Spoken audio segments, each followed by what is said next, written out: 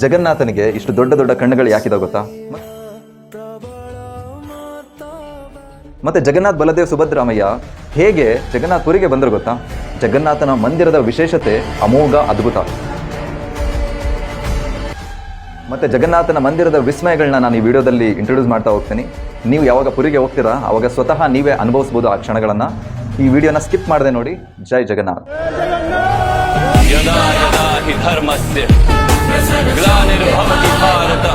ಮೊದಲನೇದಾಗಿ ನಿಮ್ಗೆ ಗೊತ್ತಾ, ಯಾರು ಮೊಟ್ಟ ಮೊದಲ ಬಾರಿಗೆ ಜಗನ್ನಾಥ, ಬಲದೇವ ಮತ್ತು ಸುಭದ್ರ ಮಾತೆಯರ ವಿಗ್ರಹವನ್ನು ಕೆತ್ತನೆ ಮಾಡಿದ್ದು ಅಂತ? ಅದು ಬೇರೆ ಯಾರು ಅಲ್ಲ, ವಿಶ್ವಕರ್ಮ. ವಿಶ್ವಕರ್ಮ ಈ ಸುಂದರ ವಿಗ್ರಹಗಳನ್ನ ಕೆತ್ತನೆ ಮಾಡಿದ್ರೆ ಸಾಕ್ಷಾತ್ ಬ್ರಹ್ಮದೇವರೇ ಬಂದು ಪ್ರಾಣ ಪ್ರತಿಷ್ಠಾಪನೆಯನ್ನು ಮಾಡಿದ್ರಂತೆ.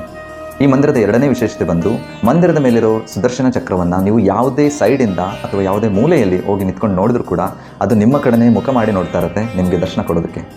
ಮತ್ತು ಈ ಸುದರ್ಶನ ಚಕ್ರದ ದರ್ಶನ ಮಾಡಿದರೆ ಸಾಕು, ಸಾಕ್ಷಾತ್ ಮಂದಿರದೊಳಗಿರೋ ಜಗನ್ನಾಥನ ದರ್ಶನ ಮಾಡಿದ ಹಾಗೆ ಅನ್ನೋದು ಇನ್ನೊಂದು ವಿಶೇಷತೆ. ಮೂರನೇ ವಿಶೇಷತೆ ಬಂದು, ನೀವು ಬೆಳಿಗ್ಗೆಯಿಂದ ಸಂಜೆ ತನಕ ಮಂದಿರದಲ್ಲಿ ನಿಂತ್ಕೊಂಡು ನೋಡಿದರೂ ಕೂಡ ಮಂದಿರದ ನೆರಳು ಭೂಮಿಯ ಮೇಲೆ ಬೀಳೋದು ನಿಮಗೆ ಕಾಣಿಸೋದೇ ಇಲ್ಲ.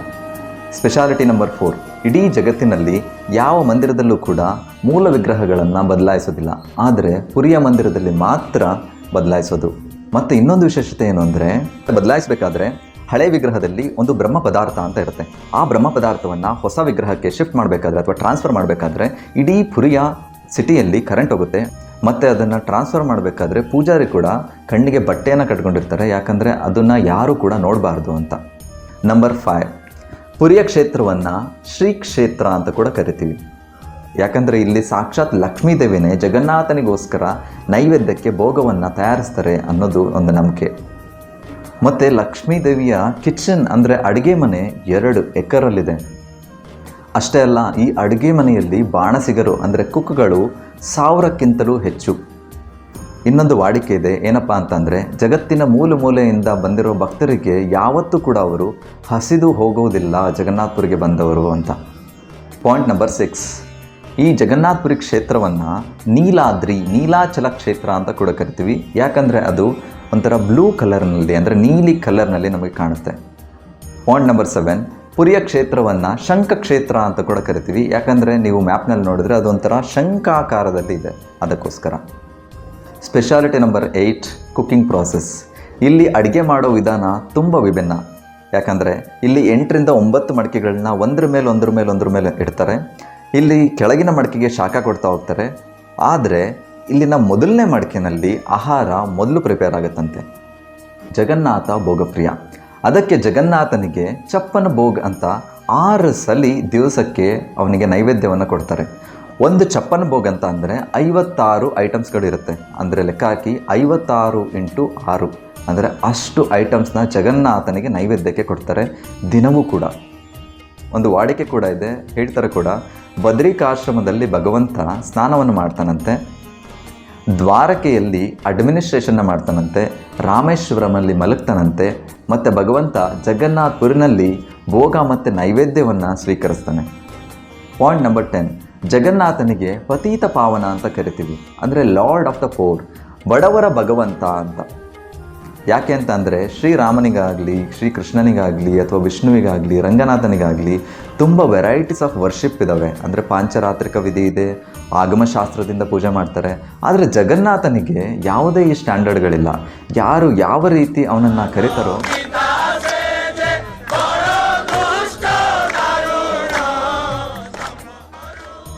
ಇವನು Jagannath ಹೇಗಂದರೆ ಭಾವಗ್ರಾಹಿ Janardhana.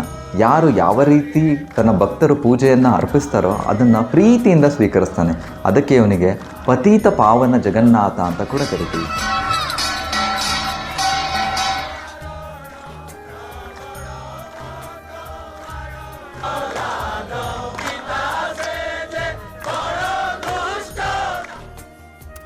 Point number 11, very special. ಜಗನ್ನಾಥನಿಗೆ ನೀವು ನೋಡಿದ್ರೆ ಕಣ್ಣಿನ ರೆಪ್ಪೆಗಳೇ ಇಲ್ಲ. ನಾವಾದರೂ ರೆಪ್ಪೆಗಳನ್ನ ಬಡಿತಾನೆ ಇರ್ತೀವಿ. ಜಗನ್ನಾಥನಿಗೆ ರೆಪ್ಪೆಗಳೇ ಇಲ್ಲ. ಯಾಕೆ ಗೊತ್ತಾ? ಜಗನ್ನಾಥ ಹೇಳ್ತಾನೆ, ನನ್ನ ಭಕ್ತರು ಅತ್ಯಂತ ಪ್ರೀತಿಯಿಂದ ನನ್ನ ದರ್ಶನವನ್ನು ಪಡೆಯೋಕ್ಕೆ ಬರ್ತಾರೆ.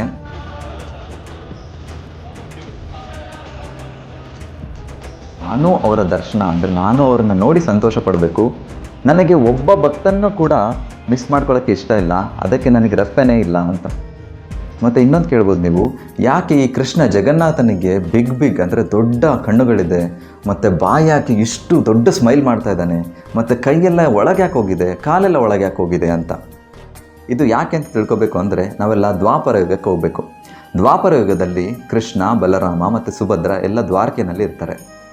ಆಗ ಕೃಷ್ಣ ಯಾವಾಗಲೂ ದಿನವೂ ಕೂಡ ರಾತ್ರಿ ಮಲಗಿದಾಗ ವೃಂದಾವನದ ವಾಸಿಗಳ ನೆನಪನ್ನು ಮಾಡ್ಕೊತಾ ಇರ್ತಾನೆ. ವೃಂದಾವನದ ಗೋಪಿಕೆಯರು, ವೃಂದಾವನದ ಗೋಪಾಲರು, ನಂದ ಮಹಾರಾಜ, ಯಶೋದಮಯ್ಯ ಎಲ್ಲರ ನೆನಪನ್ನು ಮಾಡ್ಕೋತಾ ಇರ್ತಾನೆ ಕೃಷ್ಣ. ದ್ವಾರಕೆಯಲ್ಲಿರೋ ರಾಣಿಯರಿಗೆ ಪರಮಾಶ್ಚರ್ಯ, ಯಾವಾಗಲೂ ಭಕ್ತರು ಭಗವಂತನ ಸ್ಮರಣೆಯನ್ನು ಮಾಡೋದು ನೋಡಿದ್ದೀವಿ, ಆದರೆ ಈ ಭಗವಂತ ಕೃಷ್ಣ ವೃಂದಾವನ ವಾಸಿಗಳ ಸ್ಮರಣೆಯನ್ನು ಮಾಡ್ತಿದ್ದಾನಲ್ಲ ಯಾಕೆ ಅಂತ. ಅವರಿಗೂ ತಿಳ್ಕೊಬೇಕು ಆ ವೃಂದಾವನ ವಾಸಿಗಳಲ್ಲಿ ಅತ್ಯಂತ ಸ್ಪೆಷಲ್ ಅಂದರೆ ವಿಶೇಷವಾದ್ದು ಏನಿದೆ ಅಂತ. ಅದಕ್ಕೆ ಆ ರಾಣಿಯರೆಲ್ಲ ಏನು ಮಾಡ್ತಾ ಇರ್ತಾರೆ ಅಂದರೆ, ವೃಂದಾವನದಲ್ಲಿ ಈ ಲೀಲೆಗಳನ್ನು ಯಾರಾದರೂ ನೋಡಿದಾರಲ್ಲ ಅವ್ರನ್ನ ಕೇಳಿದರೆ ನಮಗೂ ಗೊತ್ತಾಗುತ್ತೆ ಆ ವಿಶೇಷತೆ ಅಂತ ಸರ್ಚ್ ಮಾಡ್ತಾನೆ ಇರ್ತಾರೆ, ಆದರೆ ಯಾರು ಕೂಡ ಹೇಳ್ತಿರಲ್ಲ. ಆದರೆ ಒಂದು ದಿವಸ ಎಲ್ಲ ರಾಣಿಯರು ಸೇರಿ ಪ್ಲ್ಯಾನ್ ಮಾಡಿಬಿಟ್ಟು ರೋಹಿಣಿ ಮಾತೆ ಹತ್ರ ಹೋಗ್ತಾರೆ. ರೋಹಿಣಿ ಮಾತೆ ಬಂದು ಬಲರಾಮನ ತಾಯಿ. ರೋಹಿಣಿ ಮಾತೆ ಹತ್ರ ಹೋಗಿ ಕೇಳ್ತಾರೆ, ಈ ಕೃಷ್ಣ ಬಲರಾಮರು ವೃಂದಾವನದಲ್ಲಿ ಅದೆಂಥ ಸ್ವೀಟ್ ಅಂದರೆ ಸಿಹಿಯಾದ ಲೀಲೆಗಳನ್ನ ಮಾಡಿದಾರೋ ಗೊತ್ತಿಲ್ಲ ನನಗೆ, ಯಾವಾಗಲೂ ಈ ಕೃಷ್ಣನಿಗೆ ವೃಂದಾವನದೇ ಧ್ಯಾನ, ಅದಕ್ಕೋಸ್ಕರ ಪ್ಲೀಸ್ ನಮಗೆ ಈ ವೃಂದಾವನದ ಪಾಸ್ಟ್ ಟೈಮ್ ಅಂದರೆ ಕಥೆಗಳನ್ನು ಹೇಳಿ ಕೃಷ್ಣನದ್ದು ಅಂತ ಕೇಳ್ತಾರೆ. ರೋಹಿಣಿ ಮಾತೆ ಓಕೆ ಹೇಳ್ತೀನಿ, ಆದರೆ ನಾನು ಹೇಳೋ ಕಥೆಗಳನ್ನು ಕೃಷ್ಣ ಬಲರಾಮರು ಮಾತ್ರ ಕೇಳಿಸ್ಕೋಬಾರ್ದು ಅಂತ ಸುಭದ್ರ ಮಾತೆಯನ್ನು ಬಾಗಿಲು ಕಾಯೋದಕ್ಕೆ ನಿಲ್ಲಿಸ್ಬಿಟ್ಟು ಕೃಷ್ಣ ಬಲರಾಮರು ಬಂದರೆ ನಾವು ಈ ಸ್ಟೋರಿ ಹೇಳೋದನ್ನು ಸ್ಟಾಪ್ ಮಾಡಬೇಕು ಅಂತ ಹೇಳಿರ್ತಾರೆ. ಸೊ ಸುಭದ್ರ ಮಾತೆ ಡೋರ್ ಕೀಪರ್ ಆಗಿ ಕಾಯ್ತಾ ಇದ್ದಾರೆ ಕೃಷ್ಣ ಬಲರಾಮ ಬರಬಾರ್ದಂತ. ಆಮೇಲೆ ರೋಹಿಣಿ ಮಾತೆ ಸ್ಟಾರ್ಟ್ ಮಾಡ್ತಾರೆ ಕಥೆಯನ್ನು ಹೇಳೋದಕ್ಕೆ. ರೋಹಿಣಿ ಮಾತೆ ಪೂತನಾಳ ವಧೆಯನ್ನು ಮಾಡೋದ್ರಿಂದ ಹಿಡಿದು ಎಲ್ಲದನ್ನು ಹೇಳ್ತಾ ಹೋಗ್ತಾರೆ, ಕೃಷ್ಣನ ಸಿಹಿಯಾದ ಕಥೆಗಳನ್ನು. ರೋಹಿಣಿ ಮಾತೆ ಕಥೆಯನ್ನು ಹೇಳ್ತಾ ಮೈ ಮರೆತಿದ್ರೆ ಎಲ್ಲ ರಾಣಿಯರು ಕೇಳ್ತಾ ಮೈ ಮರೆತಿದ್ದಾರೆ. ಹಾಗೆ ಸುಭದ್ರ ಮಾತೆ ಕೂಡ ಕೇಳ್ತಾ ಮೈ ಮರೆತಿದ್ದಾರೆ. ಅದೇ ಸಮಯಕ್ಕೆ ಕೃಷ್ಣ ಬಲರಾಮರು ಕೂಡ ಬರ್ತಾರೆ. ಆವಾಗ ಅವರು ನೋಡ್ತಾರೆ ಎಲ್ಲರೂ ಮೈ ಮರೆತು ಕಥೆಯನ್ನು ಕೇಳ್ತಾ ಇದ್ದಾರೆ, ರೋಹಿಣಿ ಮಾತೆ ಕಥೆಯನ್ನು ಹೇಳ್ತಿದ್ದಾರೆ. ಆಗ ಕೃಷ್ಣ ಬಲರಾಮರು ಕೂಡ ಈ ಕಥೆಯನ್ನು ಕೇಳಿಸ್ಕೋತಾರೆ. ನಮಗೆಲ್ಲ ಗೊತ್ತು ಕೃಷ್ಣ ಅಂದರೆ ದ ಆಲ್ ಅಟ್ರಾಕ್ಟಿವ್, ಎಲ್ಲರನ್ನ ಅಟ್ರ್ಯಾಕ್ಟ್ ಮಾಡೋ, ಎಲ್ಲರನ್ನ ಆಕರ್ಷಿಸೋ ಗುಣವನ್ನು ಹೊಂದಿರೋನು ಕೃಷ್ಣ. ಆ ಕೃಷ್ಣನ ಕಥೆಗಳೇ ಹಾಗೆ ತುಂಬ ವಿಶೇಷ, ಎಲ್ಲರನ್ನೂ ಕೂಡ ಅಟ್ರ್ಯಾಕ್ಟ್ ಮಾಡುತ್ತೆ. ಎಷ್ಟು ವಿಶೇಷ ಅಂತ ಅಂದರೆ ಕೃಷ್ಣ ತನ್ನ ಕಥೆಗಳನ್ನು ಕೇಳಿಸ್ಕೊಂಡು ತಾನೇ ಅಟ್ರ್ಯಾಕ್ಟ್ ಅಂದರೆ ತಾನೇ ಆಕರ್ಷಿತಗೊಳ್ತಾನೆ. ಹೇಗೆ ರಾಣಿಯರೆಲ್ಲ ಮೈಮರೆತಿದ್ರು ಕೃಷ್ಣನ ಕಥೆಗಳನ್ನು ಕೇಳ್ತಾ, ಹಾಗೆ ಕೃಷ್ಣ, ಬಲರಾಮರು ಮತ್ತು ಸುಭದ್ರ ಮಾತೆ ಕೂಡ ಮೈ ಮರೆತು ಬಿಡ್ತಾರೆ. ನಮಗೆಲ್ಲ ಗೊತ್ತು, ಯಾವಾಗ ಶಾಕ್ ಆಗುತ್ತೆ, ಯಾವಾಗ ಆನಂದ ಆಗ್ತೀವಿ, ಆವಾಗ ನಮ್ಮ ದೇಹ ಸ್ಪಂದಿಸುತ್ತೆ. ಅದೇ ರೀತಿ ಕೃಷ್ಣನ ದೇಹ ಏನಾಯಿತು ಅಂತ ಅಂದರೆ ಈ ಕಥೆಗಳನ್ನ ಕೇಳಿಸ್ಕೊತಾ ಅವನ ಕಣ್ಣುಗಳು ತುಂಬ ದೊಡ್ಡವಾಗ್ತವೆ, ಮತ್ತು ಆ ಸ್ಮೈಲ್ ಇರುತ್ತಲ್ಲ, ಸ್ಮೈಲ್ ಕೂಡ ತುಂಬ ದೊಡ್ಡದಾಗುತ್ತೆ. ಅದಾದಮೇಲೆ ಅವನ ಕೈಗಳೆಲ್ಲ ಒಳಗೆ ಸ್ಟ್ರಿಂಕ್ ಆಗ್ತವೆ ಅಂದರೆ ಒಳಗೋಗುತ್ತೆ, ಮತ್ತು ಕಾಲುಗಳೆಲ್ಲ ಒಳಗೋಗುತ್ತೆ. ಇದೇ ರೀತಿ ಕೃಷ್ಣನಿಗೆ ಮಾತ್ರ ಅಲ್ಲ, ಬಲರಾಮ ಮತ್ತು ಸುಭದ್ರ ಮಾತೆಗೂ ಕೂಡ ಆಗುತ್ತೆ. ಇದನ್ನು ನಾವು ಕೃಷ್ಣನ ಆನಂದಮಯ ರೂಪ ಅಂತ ಕರಿತೀವಿ. ಹೇಗೆ ನರಸಿಂಹನ ರೂಪವನ್ನು ಉಗ್ರ ರೂಪಿ ಭಗವಂತನ ರೂಪ ಅಂತ ಕರಿತೀವಿ, ಅದೇ ರೀತಿ ಈ ದೊಡ್ಡ ಕಣ್ಣು, ದೊಡ್ಡ ಬಾಯಿ ಮತ್ತು ಕೈಯೆಲ್ಲ ಶ್ರಿಂಕ್ ಆಗಿರೋ ಈ ಅವತಾರದ ಭಗವಂತನನ್ನು ನಾವು ಜಗನ್ನಾಥ, ಸುಭದ್ರ ಮತ್ತು ಬಲರಾಮ ಅಥವಾ ಬಲಭದ್ರ ಅಂತ ಕರಿತೀವಿ.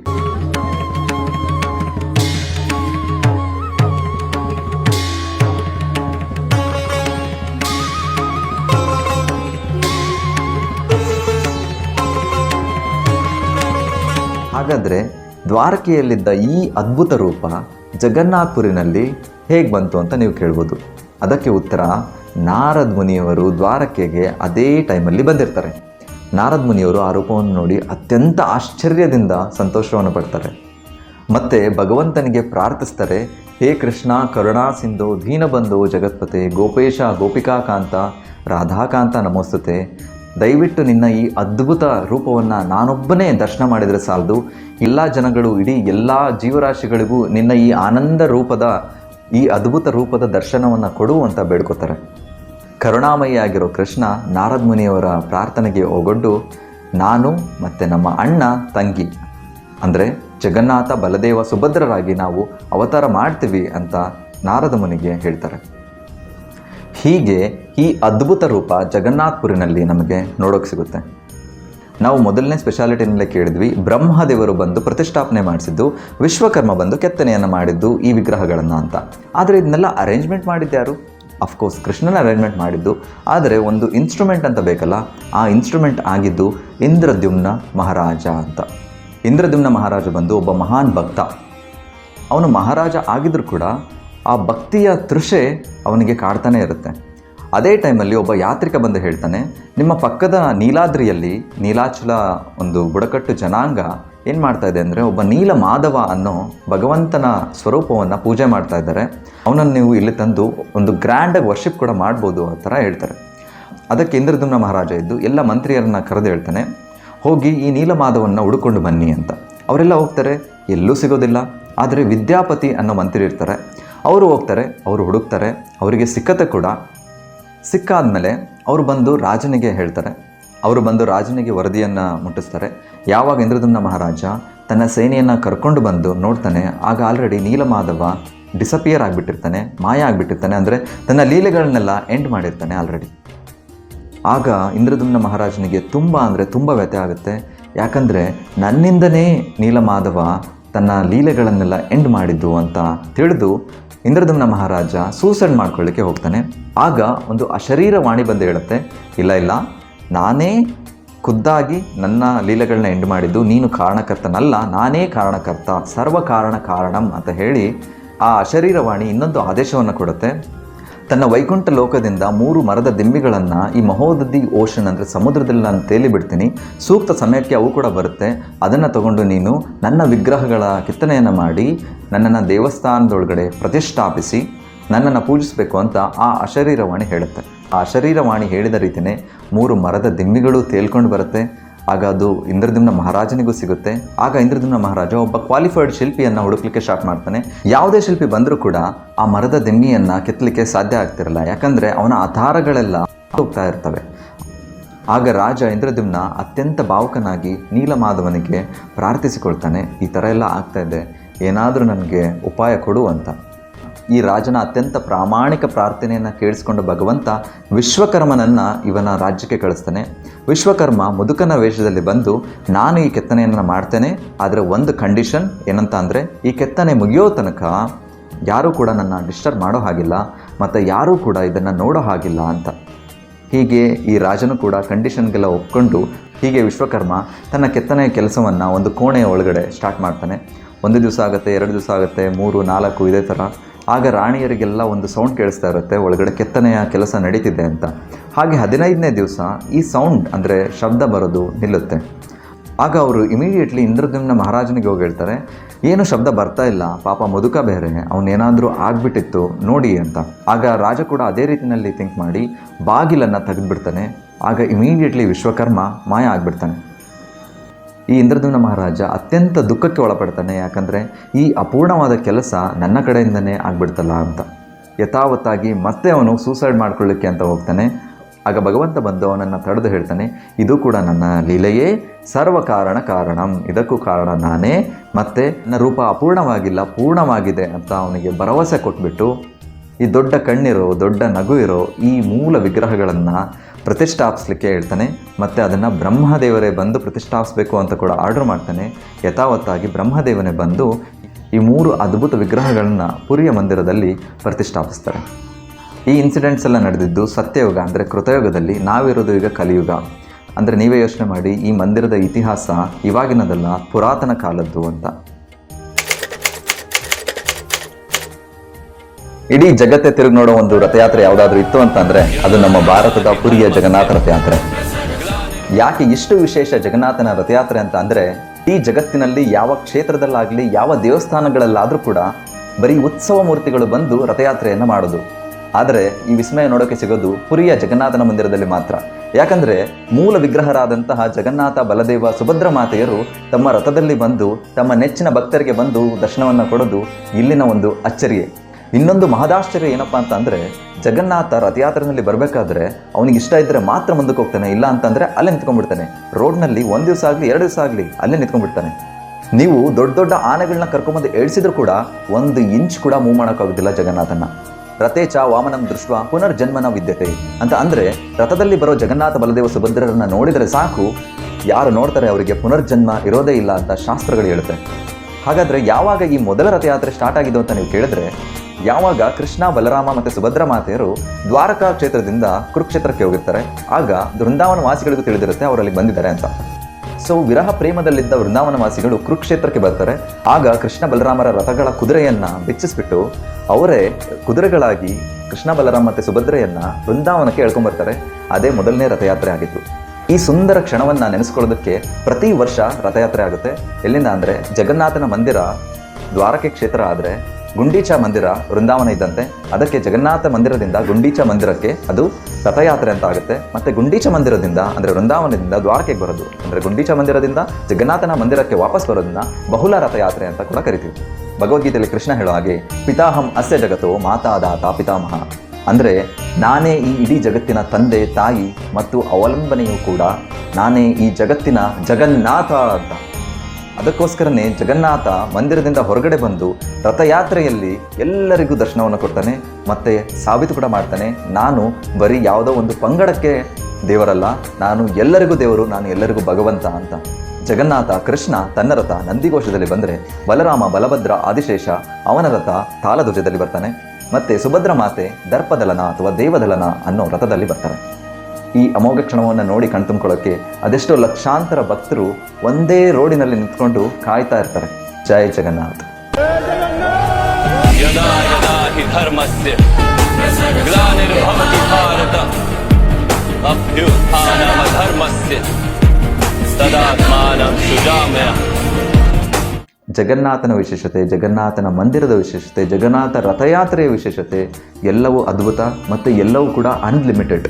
ಅಂದರೆ ಯಾವುದನ್ನು ಕೂಡ ನಾವು ಕೌಂಟ್ ಮಾಡಲಿಕ್ಕಾಗೋದಿಲ್ಲ. ನಾನು ನಿಮ್ಗೆ ಹೇಳಿದ್ದು ಅತ್ಯಂತ ಕೆಲವು ಘಟನೆಗಳು. ನಿಮಗೆ ಪಾರ್ಟ್ 2 ಬೇಕು ಅಂತಂದರೆ ಜೈ ಜಗನ್ನಾಥ್ ಪಾರ್ಟ್ 2 ಅಂತ ಕಮೆಂಟ್ ಮಾಡಿ. ಜೈ ಜಗನ್ನಾಥ್, ಜೈ ಬಲದೇವ, ಜೈ ಸುಭದ್ರಮಯ್ಯ, ಹರೇ ಕೃಷ್ಣ.